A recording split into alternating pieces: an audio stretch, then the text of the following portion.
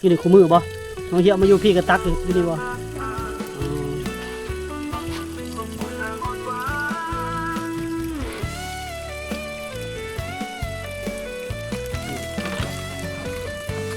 ได้ล้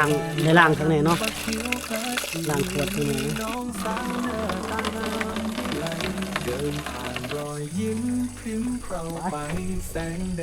คนงานเป็นเมื่อแล้วบัดนี้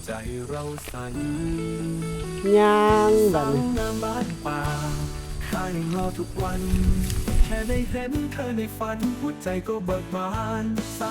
สบายดีพี่น้องสบายดี FC ทุกท่านเด้อ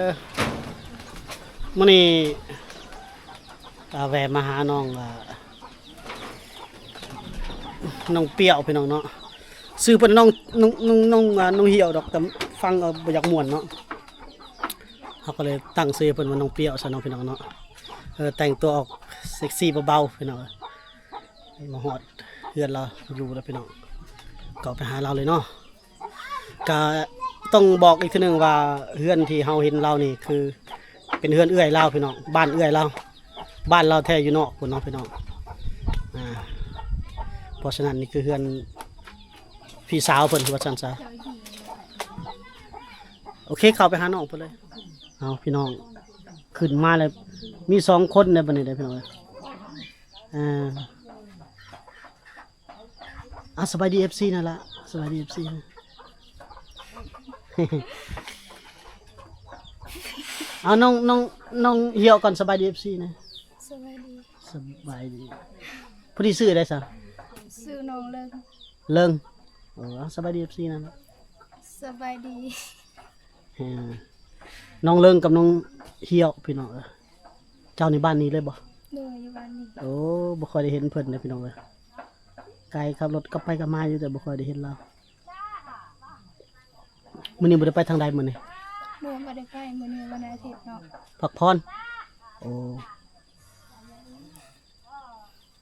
น้องเหี่ยวได้ซะบ่ได้ไปไสมื้อนี้ที่กัน เจ้าก็คริสเตียนกันบ่โอ้แสดงว่าเฮือนนี่ก็คริสเตียนนี่เนาะ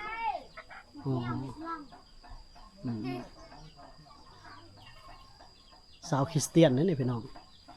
วันอาทิตย์พักผ่อนเบิดมื้อเพิ่นว่าบ่ได้ไปทางใดเนาะ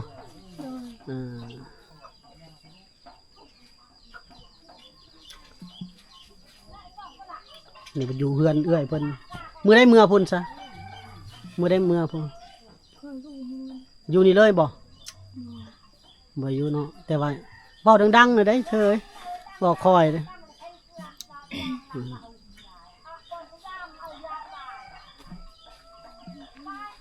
มื้อนี้เอื้อยจะไปใส่ละมื้อนี้ป้าจะแหละน้ำอายเนี่ยบ่ป้าจะแหละน้ำอายเนี่ยบ่ไปรวมติมื้อนี้รวมหมดมื้อนี้บ่ได้ไปเฮ็ดงานได้มื้อนี้เนาะโดยบ่ได้ไปเฮ็ดงานถือว่าพักผ่อนหมดเลย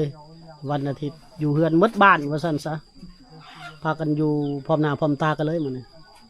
ถือว่าเฮาก็โชคดีได้มาวันอาทิตย์ได้เห็นข่าวก็วันอื่นนี่ไปให้ไปสวนหมด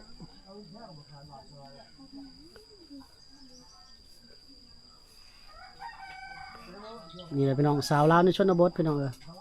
ก็ประมาณนี้แหละคือว่าสวยสบับในชนบทเนาะน้องเลิงนี่เฮ็ดหยังแต่ละมื้อคันวิทย์วันอาทิตย์นี่เฮ็ดหยังมาเฮ็ดงานบ่ได้ไปให้บ่ไปบ่ค่อยได้ไปให้ค่อยไปเฮ็ดหญ้ามันต้นเนาะโอ้ไปเสียหญ้ามันต้นเนาะไปเสียหญ้ามันต้นปลูกมันต้นไปให้ก็เอื้อยอ้ายค่อยไปโอ้ไปให้เอื้อยอ้ายเจ้าโดยเจ้าน่ะเสียหญ้าเนาะปัด1ข้าวได้กลับมา1ข้าวอยู่เฮือนผู้ใดกลับมา1ข้าวอยู่เฮือนผู้นี้โอ้ใช่เฮือนเจ้านะนี่เด้โอ้ค่อยอยู่กับอ้ายอยู่กับเอื้อยเนาะอ๋อพ่อแม่ก็บ่ได้อยู่นำกันเอาพ่อแม่ไปใส่เบิดแม่คอยก็อยู่อ้ายผู้นึงเนาะอ๋อพ่อก็อยู่กับอ้ายอีกผู้นึงบ่พ่อคอยตายแหละโอ้แม่น่ะไปอยู่กับพ่อกับอ้ายไปอยู่กับอ้ายบัดนี้เจ้าแล้วก็ไปอยู่กับอ้ายอีกอ้ายอีกผู้นึงแม่นบ่มีอ้าย2คนเนาะโอ้เข้าใจได้ ก็อยู่แสดงว่าเจ้าก็จะอยู่น้ำอ้ายเนาะอยู่กับอ้ายน้องเลิงพี่น้องก็เว้าเราเก่งได้น้องเลิงนะเดี๋ยวเรื่องละน้องเปรี้ยวได้สามมื้อนี้แหน่น้องเปรี้ยวเอิ้นเจ้าซื้อเปรี้ยวซะเนาะน้องเหี่ยวมันบ่ม่วนจักได้บุฟังนะแหน่เอามื้อนี้นุ่งสิ้นเนาะมื้อนี้เนาะ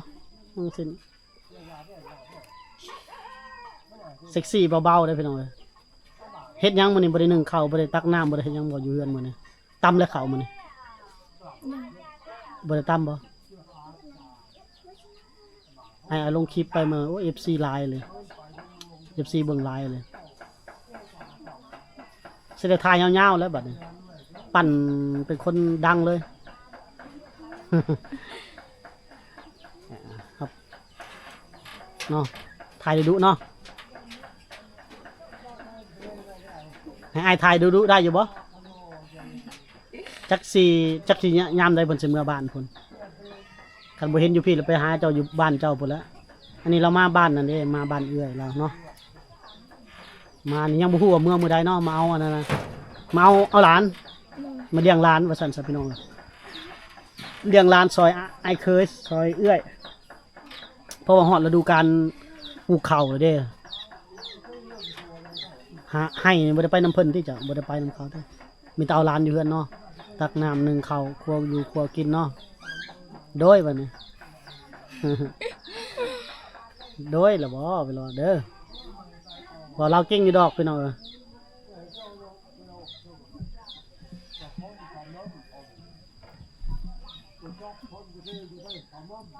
นอนใส่เมื่อคืนกลางคืนนอนใส่เนี่ย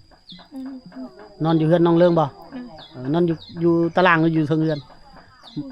เทิงเฮือนเนาะหมายถึงว่ามันตารางมันมีหม่องขายเครื่องอยู่เด้ขายเครื่องนำไผขาย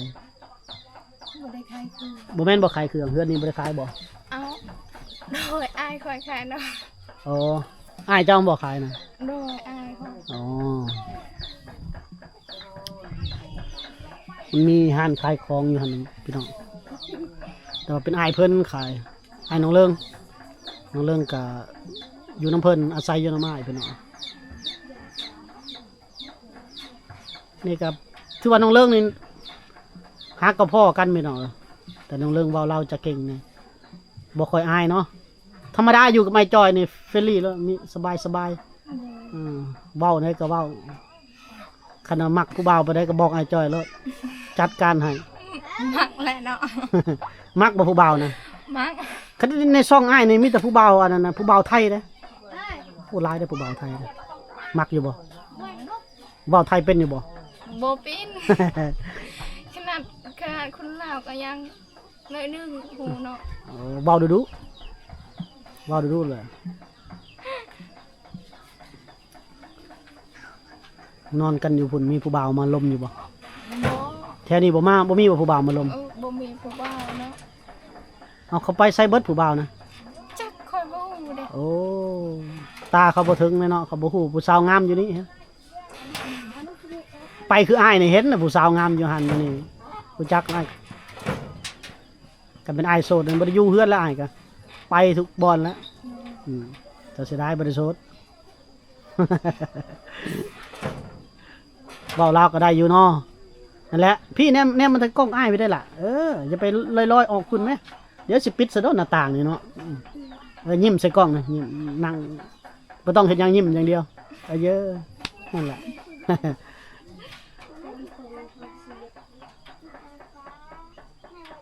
แม่นบ่น้องอันไอ้น้องเปรี้ยวเนาะมันจังคือเนาะคือบ่น้องเปรี้ยวนะ มื้อนั้นจะสวยอีกลุกหนึงนะมื้อนี้สวยอีกลุกหนึงพี่น้องมื้อนี้เธอนุ่งสิ้นบ่ได้เฮ็ดได้คือพากันนุ่งสิ้นมื้อนี้นะไปร่วมนำบ่ โดย โอ้ย้อนไปร่วมมาได้พี่น้องเอ้ยไปร่วมเอิ้นหยังเกาะ จักคอย มื้อนี้เอิ้นว่าหยัง มื้อนี้คอยเอาวันอาทิตย์ วันอาทิตย์แล้วเขาเอิ้นเจ้าไปร่วมนี่เอิ้นว่าหยังไปนมัสการบ่หรือไปหยังบ่หรือว่าอะไรเขาภาษาสุเจ้าเอิ้นน่ะนะ จักคอยบ่ฮู้ภาษาลาวไปอธิษฐานบ่ไปหยังวันอาทิตย์น่ะนะแล้วบ่ฮู้ซ้ำ บ่ฮู้เด้ มื้อนี้บ่ได้ไปตักน้ำตำข้าวบ่มื้อนี้นึ่งบ่ข้าวมื้อนี้ หมู ฮะ หมู กินข้าวยังซะบ่นึ่งข้าวกินข้าวยังฮะจ่าโดยเงียดบ่ เอามื้อนี้แฮงอายกว่ามื้อก่อนนี่อย่าไปก้มหน้าก้มตาแม่เฮ้ย FC หายหมดได้จังได๋เออสิพากันไปไสนี่ สิไปตักน้ ไปตักน้ำ ำโดย โอ้อันนี้คือน้ำหยังน้ำกินบ่หรือน้ำใสหรือน้ำอาบ น้ำกินเนาะ น้ำกินเนาะไปพี่น้องไปเบิ่งบ่อนตักน้ำกินของน้องๆเพิ่นไปพร้อมกับน้องอเลิงกับน้องน้องเปรี้ยวพี่น้องไป สาวเราในชนบทเลยพี่น้องจ๋าเลยแหละชนบทจ๋าเลยแหละบ่มีไฟฟ้าได้หมู่บ้านเพิ่น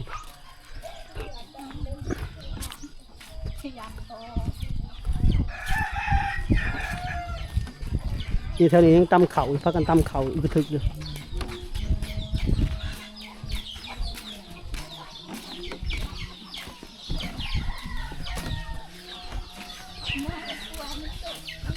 ไปย่างไปโอ้ท่างนี้ตำเขาอยู่พี่น้องขักกันเลย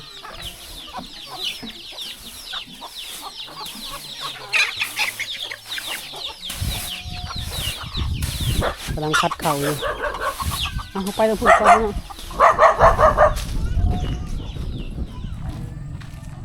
นี่ไปกับสองสาวพี่น้องบ่ปกตินี่ไปเอาน้ำกินแบบนี้ตลอดบ่ โดย ตอนยังหมักไปตักตอนเช้าหรือตอนแรง ตอนเช้าตอนแรกก็ไปตักเนาะ โอ้ ไปตักตลอด ตักตลอดเนาะ โดย เอออุ๊ยร้านหน่อยหาบน้ำมาแล้วพี่น้องไปพี่น้องนำไปน้องเที่ยวบ่ค่อยเว้าไปได้มื้อวะน้องเที่ยวเอ้ย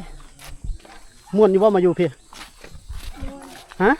ม้วน ม่วนหรือบ่ม่วน ม้วน ม่วนเนาะ แม่นมักกูเบาเท่านี้หรือบ่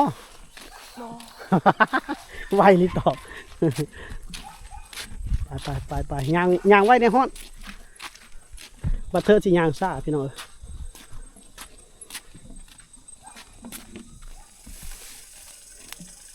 มาหอดแล้วพี่น้องแหล่งน้ำกินของเพิ่น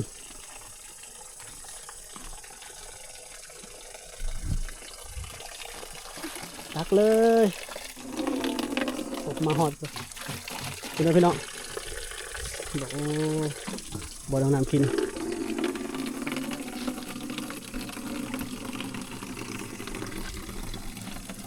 เฮียแนมกล้องเลยเฮีย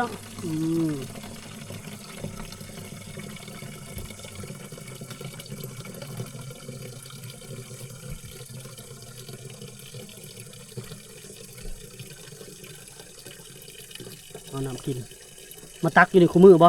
น้องเฮียมาอยู่พี่ก็ตักอยู่นี่บ่ โดย อ๋อ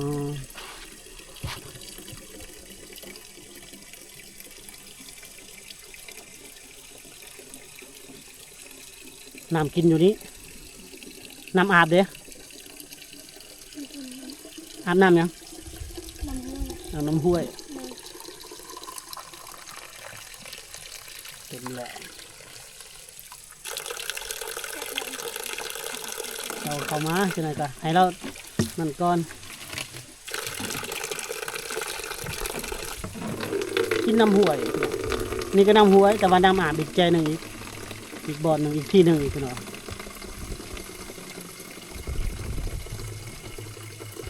เมื่อนี้ต้มบ่ฮะกินเลย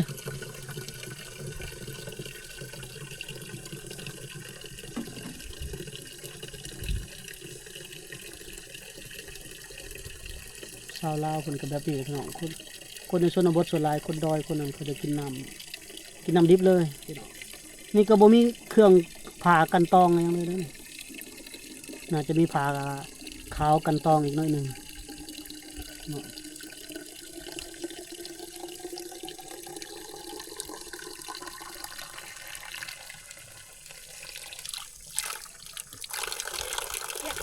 เต็มแล้ว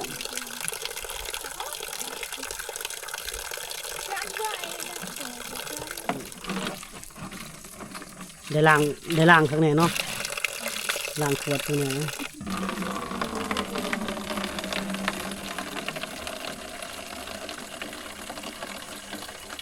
น้องอาเลิงเนาะมีผู้บ่าวเลยบ่ บ่มี บ่มีเนาะยังบ่มีแฟนเนาะ โดย โอ้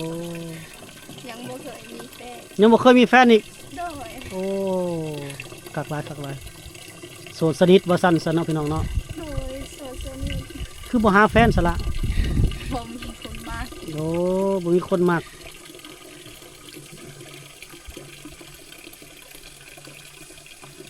ยากเนาะคนมักเนาะอยู่ป่าอยู่เขาเด้อพี่น้องชาวป่าชาวเขาเด้อผู้บ่าวก็เพื่อสิมาเห็นนี่แหละสิมาเห็นคลิปบ่าวจอยนี่แหละเห็นคลิปบ่าวจอยเนี่ยผู้บ่าวมาแท้ๆบัดนี้เดี๋ยวเพิ่นมาถามว่าอยู่แจ้ใดมุมใดเพิ่นว่าน้องๆเรื่องเนาะน้องเรื่องก็มีโทรศัพท์บ่ นี่ อ๋อมี Facebook เนาะไปลิ้นอยู่ใช้ Facebook น่ะสัญญาณน่ะ ไปเล่นยูทูบ ถึงผู้ย่างขึ้นเนาะ โดย โอ้คัก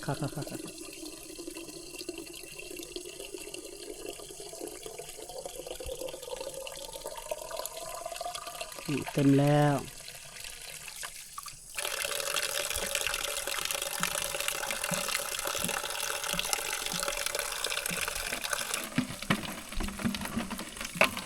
แนมกล้องเลยล่ะอาจจะถ่ายรูปไปได้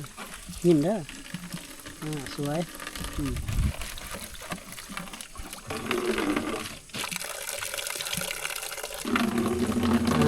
น้ำกินเอา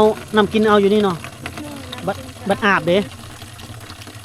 าบนี่ก็ได้เนาะ มันเป็นน้ำห้วยอยู่หันเนาะ โดยอาบยูทูบนี่ก็ได้ ก็น้ำห้วยอีกอยู่หันกัน โดย โอ้น้ำกินเอาบ่ได้บ่อยู่แถวห้วยนะเอาบ่ได้บ่ โดยอาบ มันบ่งามเนาะน้ำบ่สะอาด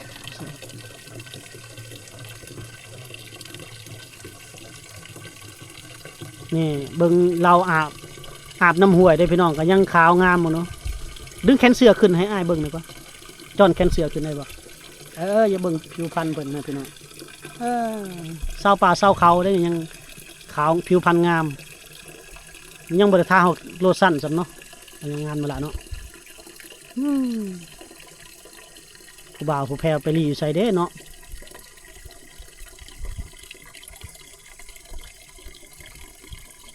ไปลงคลิปนี่เห็นแล้วผู้บ่าวเห็นแล้วล่ะน้องเลิงสาวบ้านป่าสาวงามบ้านป่า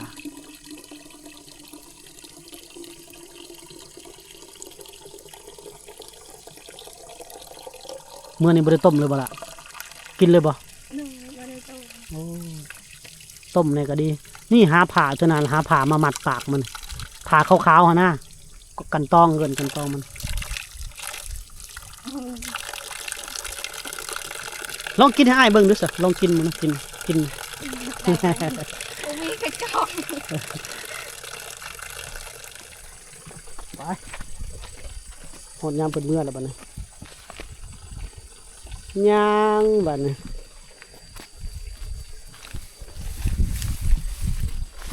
วิถีชีวิตสาวลาวในชนบทพี่น้องเอ้ย MVP มื้อนี้ยกให้น้องเลิงเด้อพี่น้องเด้อเว้าเก่งเด้อมื้อนี้ได้ส่วนน้องเปรี้ยวเฮานี่ค่อนข้างจะเงียบมื้อนี้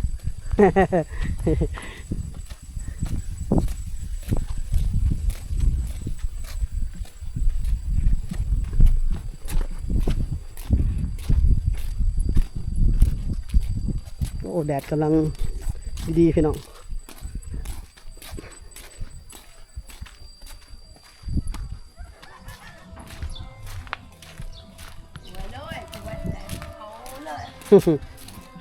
กระเถา30เข่าบ่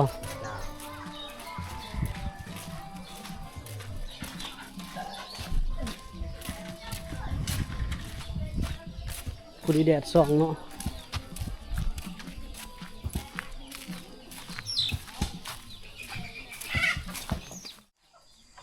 โอเคแล้วพี่น้องเนาะมาแต่ทักน้ำกินกับเลี้ยงน้ำน้องๆมันปูละปองพี่น้องเป็นการที่เราหูจักน้องๆเพิ่นใหม่เนาะคือน้องเปรี้ยวนี่ก็หูจัก EP 1แล้วอันนี้ EP 2แต่ว่ามื้อนี้เธอเว้าน้อยมื้อนี้ พยายามเว้าดุๆหน่อยเด้อ FC เพิ่นมักได้มื้อนี้น้องเอาเรื่องเป็น MVP เลยมื้อนี้น้องๆเอาเรื่องเนาะเพราะเว้าเก่งเด้อเจ้าได้บ่ค่อยได้เว้าลาวปานใดเนาะ โดย แต่ว่าถือว่าได้สำนีโอเคแล้วถือว่าเก่งแล้วพยายามเว้าดุๆเฮาเว้าลาวเฮาเว้าเวลาเฮาไปออกไปนอกไปค้าขายไปซื้อเครื่องซื้อของไปรับจ้างก็สบาย โดย อ่าแต่หนังสือนี่คือสิบ่มีบ่ได้เรียนเลยเนาะ โดยบ่ได้เรียนเลย บ่เป็นเลยบ่ โดยบ่เป็นเลย โอ้เสียดายเลยเนาะน้องเปรี้ยวเด้ ก็คือการนั่นแหละ เอาเจ้าอยู่แคมป์ทางนั้นบ่ได้เรียนบ่ บ่ โอ้อยู่แต่บ่มีเงินไปเรียนเนาะโรงเรียนกะไกลเติบเลยเจ้าก็เนาะเอ้าบ่เป็นหยังพี่น้องบ่เป็นความรู้ก็บ่เป็นโทรศัพท์เจ้าได้บ่มีเนาะ Facebook เจ้ามีเนาะไปลิ้นอยู่บ่สักกลางคืนก็ไปลิ้นอยู่บ่นี่มาอยู่พี่ก็ลิ้นบ่พากันไปบ่กลางคืนนี่ โดยพากันไป อ๋อซุ่มแซวกันแล้วเนาะโอเคเดี๋ยวสิให้บัตรเติมเงินผู้ละนั้นผู้ละบัตรเด้อ โดย พอได้ไปลิ้นมื้อแรงเพิ่นสิขึ้นไปลิ้นอยู่เทิงพุ่นล่ะมื้อเทื่อสิขอ Facebook ไว้เลยพี่น้องย่างขึ้นไปไกลบ่ขึ้นนี่แล้ววะ โดยคนนี้แหละใกล้ๆเลยเนาะ ประมาณ500 เมตรเนาะ อืม เอ้าพี่น้องคลิปนี้จบไว้ซ้ำนี้ก่อน EP หน้าจังว่ากันใหม่พี่น้องเนาะสำหรับ EP นี้ขอขอบคุณ FC ทุกท่านเด้อที่ให้การสนับสนุนรับเบิ่งคลิปรับชมคลิปของบ่าวจอยเนาะพบกันใหม่ในพี่หน้าเสือพี่นี้ขอกล่าวคำว่าสำบายดีเอ้าน้องเปรี้ยวยกมือสบายดีบ๊ายบายมาเนี่ย สบายดี บ๊ายบาย ตัว เอ้าน้องเลย สบายดี บ๊ายบาย บ๊ายบาย แฮ่ อายก่อน ๆโอ้ชายอย่างเดียวล่ะเลย